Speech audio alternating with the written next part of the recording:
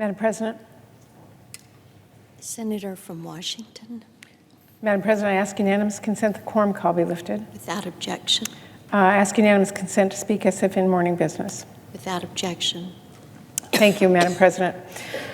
I first want to say how relieved I am by reports that no lives were lost in last night's missile strikes in Iraq, and how grateful I am for all those serving in the region and around the world. The fact remains, however, that this is a volatile and frightening moment for our country. In a matter of days, the President of the United States has, without any authorization or notice, taken steps that have sent tensions soaring with Iran, threatened the fight against ISIS, jeopardized relationships with key allies, risked the safety of U.S. service members and civilians, and brought us perilously close to war. I've heard from so many people in my home state of Washington, and I know my colleagues have as well, about just how scary and uncertain this feels and the many questions it raises. While there is no question Qasem Soleimani was a sworn enemy of the United States, people want to know whether the President's initial order was truly necessary to our safety and why right now, in this time of already heightened tensions in the Middle East. They want to know elected officials here in the nation's capital are prioritizing their safety and our country's safety. And most of all, they want to know what comes next and what can be done to prevent things from getting worse. Like so many Americans, Madam President, I have watched these events unfold with increasing concern. As the daughter of a World War II veteran and a Purple Heart recipient, I make decisions about the safety and security of our nation with deep concern for our brave service members and their families, a personal understanding of the sacrifices they make for all of us and our nation, and an unwavering commitment to ensuring they have the support they need while they serve and when they come home.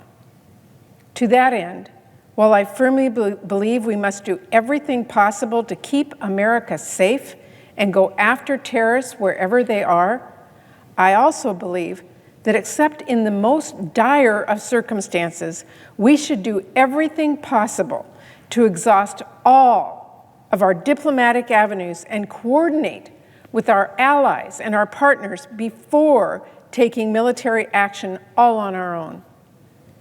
I believe we should not enter a conflict without a very strong understanding of what we are trying to accomplish and what it will cost.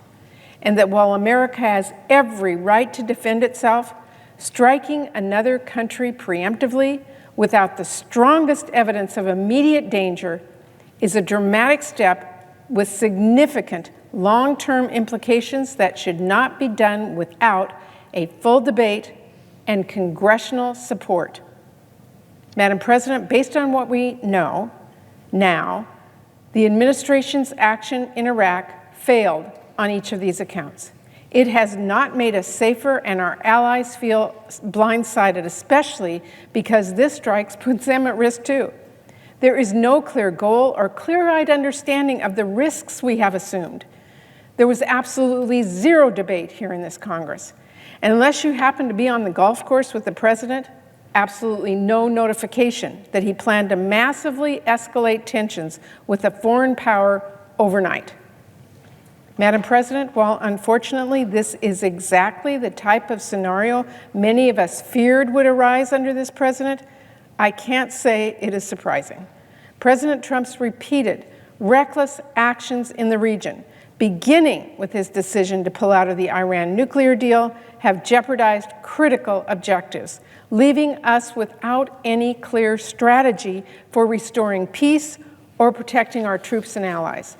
We cannot assume Iran is done retaliating, and we must assume ISIS or other terrorists will take full advantage of the increased instability in the region. In the face of challenges as serious as these, none of us in Congress, regardless of party, should be willing to just stand by and accept that our nation's foreign policy and safety could be upended by an impulsive, late-night tweet. I certainly won't. Instead, I will continue to demand the President provide his legal justification for his order, commit to coming before Congress in advance of any further escalating steps as this now plays out, and explain how he will manage the consequences of his decision with the goal of protecting Americans, our allies, and our interests. I will continue to advocate for strategies that lead us towards safety and security rather than fan the flames. And Madam President, in the coming weeks, I look forward to voting in support of my colleague from Virginia, Senator Kane's War Powers Resolution, and I'm very glad to be a co-sponsor. This resolution would reassert congressional authority, block President Trump's ability to start a war with Iran, and allow us to hear whatever case he may have before taking a vote on whether this is really the path we want our nation to go down. I hope that every one of our colleagues listens to the people across this country who do not want us to find ourselves in an avoidable war, who sent us here to act as an independent branch of government, not a rubber stamp for an increasingly volatile administration, and I hope they join us to support this resolution.